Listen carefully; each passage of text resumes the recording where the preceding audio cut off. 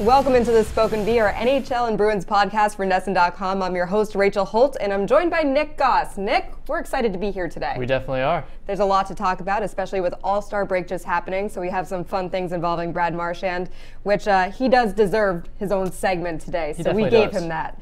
Yeah. Let's first talk about the state of the Bees, the team as a whole. They're 29-11-8. The Bruins' point streak, unfortunately, it came to an end at 18 games with a 3-1 loss to the Ducks on Tuesday night, but what a run it was. This is their first loss in regulation since December 14th. So they're coming off a loss, and obviously we would have loved to see this point streak going, but there's plenty for this team to be really pleased about at this point. It really is. I mean, when this streak started, they were, I believe they were outside of the playoff race, and now they're in second place by a pretty healthy margin. They're even challenging the Tampa Bay Lightning for the best record in the Eastern Conference. And about a month and a half ago, we thought that was unthinkable that anybody could catch the Lightning with the run they were on. And the Bruins are in the top 10 now in goals scored, goals against. Both power play units are in the top 10 in the NHL. So they've really righted the ship here, instead, of course, of how they want to play going forward into the playoffs. Obviously, with that loss, we just talked about it. Head coach Bruce Cassidy, he had to change up his lines due to some injuries and that suspension to Brad Marchand. Danton Heinen skated with Bergeron and Pastrnak in the first line in place of Brad Marchand, who is sitting out Game 2 of a 5-game suspension. Anders Bjork and Frank Vatrano, they were both in, trying to fill some of those voids. Anton Khudobin, he got the start in net against the Ducks, his old team. So obviously right there, not your usual suspects in their positions. One of the big issues, the Ducks outshot the Bees 15-5 in the first period, and the Bees were down 2-0 heading into the second. Obviously an issue for the team as a whole. They have now given up the first goal in their last 8 games. Here's what Bruce Cassidy had to say about the slow start after the game. I don't hate power plays, but if you're ever going to get a power play where I think it's tough is early in the game. I think the killers are always fresh. You're not really into the game. I think those are statistically early in periods are tougher. I've found over the years, but to not generate anything was disappointing.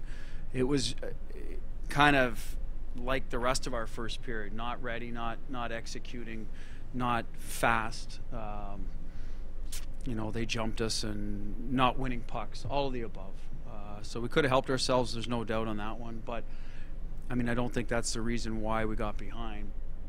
It's also worth mentioning the Bruins were 0 for 4 on the power play, so they did have some opportunities. They just couldn't get it done. What did you think about their overall effort in that game? In the power play or overall? Just overall in the game. What do you think? The start wasn't too surprising, given that they've had some bad starts of late coming off the All-Star break. I think there's a natural, lack of energy going there, but I thought they really picked it up in the last 40 minutes. The power play they had to start the second period I thought was fantastic. They did everything but score. They got traffic in front of the net. They peppered John Gibson with a ton of shots. I think they're a little bit unfortunate not to get a point with the way they played in the last 40 minutes, but the Ducks are fighting for a playoff spot. They were a desperate team. They're in the middle of a road trip, and they came up and got deserved 2 points. Seeing what you saw last night, and given the injuries with this team and some of the guys out of the lineup, is there any reason to be concerned over these next few games? I don't think there's too much of a reason to be concerned. They do have a bit of a tough schedule coming up. Marchand is their top scorer. That's going to be a huge loss. But the Bruins do have depth behind him. Danton Heinen's been fantastic this season. He's their 4th leading scorer. The power play was bad against the Ducks primarily, but in the 10 January games, they've scored 6 in 6 of those games on the power play. So the power play overall has been pretty good. I believe it's 6th overall in the league. So I don't think there's too much of a reason to be concerned, but the goaltending is going to have to be much better than it was on Monday night, or Tuesday night, excuse me. So I think Tuukka Rask and Anton Khudobin are going to have to step up during the stretch. Well, Nick, you mentioned the division standings. Let's see what the Bruins are up against here. In the Atlantic Division, the Lightning sit at the top with a 34-13-3 record. They currently have 71 points. Meanwhile, the Bruins have 66, and the Maple Leafs, they sit in third with a 28-18-5 record with 61 points. So do we like where the Bruins are sitting right now, given the fact that at the beginning of the season, it wasn't looking like this would ever be the case? Yeah, I think I mentioned it before. Before the streak started, they were out of the playoffs, and now I believe they have a 98% chance to make the playoffs, according to some analytics sites. And they have a 5-point lead on the Maple Leafs with 3 games in hand, and they're only 5 behind the Lightning, and they have 2 games in hand on them. So I think the Bruins right now are in a terrific spot. It looks like they're going to go back to the playoffs in back-to-back seasons, and they've been tremendous at home, 16-6-4. So I think the Bruins are right where they want to be, and especially with all the injuries they had early in the season and the tough start they got off to, they have to be really happy with where they are. Let's do an injury update. Last week, we didn't really have too much to report. This week, a different story. David Backes had to be helped off of the ice in Tuesday's game. You hate to see this. He did participate in practice this morning, so that's obviously a good sign. This is a guy who's been through his fair share of injuries so far this year, undergoing colon surgery and then making his way back, what was it, a month earlier than he should have? Yep. So he's a tough guy. We're not too worried about an injury when it happens to David Backes, because you'll know he will be back out there as soon as he can. He's used to playing that style too. He He's sure a power is. forward. Yeah, he's a strong, powerful guy. So Anders Bjork, who ironically he was recalled from Providence to fill some of the holes with the injuries there. He also had to exit the game early due to an upper body injury. Cassidy said he will miss some time, but he doesn't know how much at this point, so something to keep our eye on. And Charlie McAvoy, he spoke to the media on Monday about his heart condition that will keep him sidelined for 2 weeks. Here's what he had to say about that. I think it was relief, first off, to find out that it was not life-threatening and not dangerous to my overall health. That was my best takeaway from that, to realize that, obviously, because I'm in there, I'm kind of nervous that this is going to be something that's really bad, you know, that I might not be able to play again or anything like that. So to find out that it was something that was not dangerous, not life-threatening, something that I could still continue to play with, was a good takeaway right away from from the overall situation. McAvoy was back on the ice skating already. It's incredible what these hockey guys can do. He also leads all NHL rookies in ice time, so certainly someone the Bruins want to see back as soon as possible. For sure, he's the #1 defenseman. He does it all, in tremendous in all 3 zones. I mean, you look at the power play last night, definitely could have used McAvoy's playmaking, skating ability. Defensively, he's very sound, well-positioned, can skate out of the zone. Good first pass out of the defensive zone in the transition game. So it's good that it's nothing major, something the Bruins will definitely keep an eye on, but hopefully they can get him back because they need him. Another guy the Bruins really could have used last night, Brad Marchand. Now, as we mentioned, he is in the middle of a 5-game suspension for elbowing Marcus Johansson, but he was allowed to take part in All-Star Weekend this past weekend. He's so beloved in Boston that sometimes we forget this guy is #1 enemy in the league. I mean, he's really a villain in other parts of the country. He really is. But it seemed like he was thriving off this. He was loving it. When he was introduced, he was booed by the crowd, and he was reacting by blowing kisses to them. There was this poster, and you can see the fans holding up the sign, "Exterminate the rat," and there he is with a big smile on his face posing with it. He didn't do so hot in the skills competition, but he had a 4-point effort during the All-Star game. He finished with a goal and 3 assists. There he is with a parrot. He had something really funny to say about this parrot. He said, "Man, that guy has a bigger nose than I do." So just looked like a great time all around. He also had a fun time chirping back at the haters on Twitter. You have to check out his replies. This is a funny guy on Twitter. Some of them are a little raunchy, so we couldn't put them on the screen. Here's an example of one that we could play. Someone said, "You know that player you'd rather not watch hockey than watch them play? That's you." Marshy responded, "As long as you don't watch the highlights, you won't." Smiley face. I love the smiley face at the end. So despite not being able to play in the game last night, he was able to participate in morning skate on Tuesday. Here's what he had to say about his role as a villain in the league. Yeah, it was. I mean, that's what that weekend's about, having a good time. You know, you can't take it to heart. You know, it's fun regardless, and they had fun with it, I had fun with it, and it was a great weekend overall. So he may have been getting some hate from other people, but at least his own teammates are sticking up to him. Now his guy, Zdeno Chara, he had a lengthy Instagram post, an ode, if you will, to his teammate, Brad Marchand. Here's what he said: "When Brad started playing in the NHL, what I liked about him was his willingness to learn, something so vital for anybody in any field or simply in real life.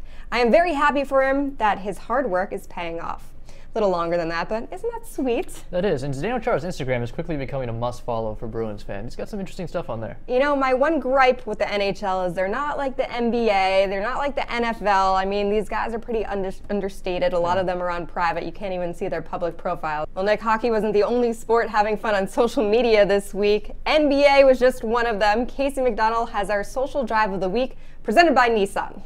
Time for your Nissan Social Drive, brought to you by your local Nissan dealers. Blake Griffin to the Pistons, and the social media world kind of turned on its side. Former baller Matt Barnes, he's fired up on Instagram. His caption, quote, So you trade this guy after paying him this much money when everyone in the organization and everyone who's played there knows Doc is the problem. His words, not mine. Shaking my head. Cold game. Make sure you pack a jacket, PG. Seriously though, we Boston folks should probably tweet Blake some cold weather tips. Next up, we've got this tweet.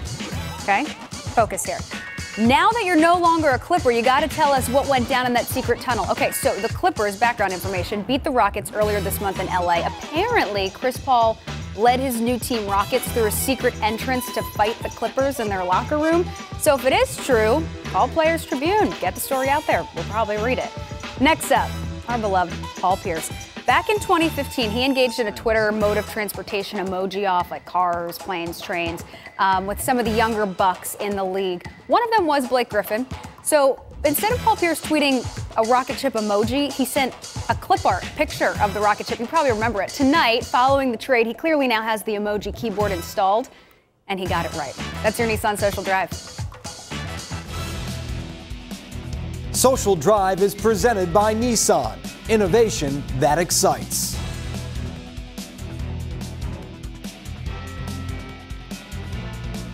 Certainly some fun things happening in the NBA world and some big news this past week. Sure. Up next, the Bruins host the Blues on Thursday at TD Garden and the Maple Leafs on Saturday. So big games coming up. Tuukka Rask is expected to get those 2 starts in net. So now that there's no point streak to keep alive and the team is dealing with some injuries, what would you say the goal is for the Black and Gold over these next 2 games? I think the goal would just be to maintain their lead over the Leafs, and they have a head-to-head game coming up, so that's a good opportunity there.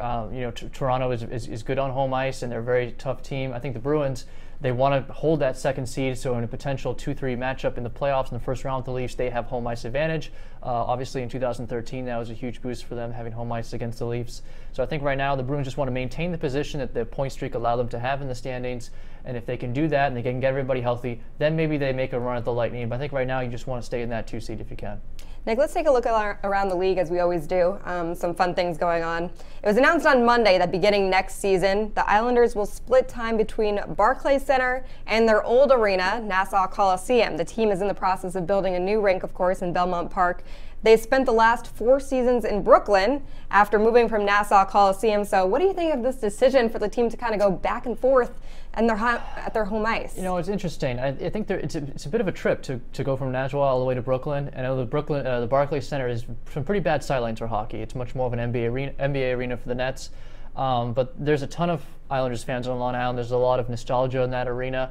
I think this is a pretty good decision. You got a lot of fans who don't want to make the trip up, and now they can see their Islanders again, and it's going to be a short-term solution. So it's maybe not ideal for some of the fans. I think it's probably the best decision they can make, given the tough circumstance. Okay, last time we talked about Jaromir Jagr, how it may be his last few days in the NHL. It appears that happened. He passed through the waiver wire unclaimed, and he has been loaned to a Czech team. So he turns 46 in a few weeks. This guy, he just reached his prime, and now he's gone. So, you know, he had a good run. This is a very sad moment. Jaromir Jagr is one of the best players we've ever seen and one of the best characters we've ever seen. On the ice, off the ice, he always says something interesting to say. Extremely exciting. He's won Stanley Cups. He's played for a ton of teams. My concern is we're not going to see the traveling Jagrs anymore, are we? No. I mean, that's the real heartbreak here. I mean, those guys are amazing. Well, maybe some good news since Jagr goes, but another guy comes back, and you don't see this too often. Mike Fisher is returning to the ice. Now, he retired last summer, but now he's coming out of retirement to rejoin the Nashville Predators for the remainder of the season. So he's a former captain of the team. He is a leader of the team. He recorded 42 points last season, so he's still got it. He's 37 years old, and he has spent 17 seasons in the NHL, so this is only a good sign for the Preds. Yeah, I mean, you can't have enough center depth. I mean, they lost Ryan Johansson last year in the Stanley Cup Final, so it was a position of need. If something like that happens again, he can come back and provide that depth. As you said, he's got playoff experience. He knows the coach well. He knows the system. He knows what David Poile wants the Predators to play like. So I think this is a good thing. And if he plays well, maybe they don't have to expend a ton of assets at the trade deadline. So we'll see what happens. But good thing for the Predators and their fans. Good stuff. Well, as the point streak comes to an end, there's still plenty of reason for Bruins fans to smile, and I hope you still are. We'll be at the game tomorrow, so make sure you keep it on NESN.com for all your Bruins news. And as always, thanks for watching. We'll see you again next week.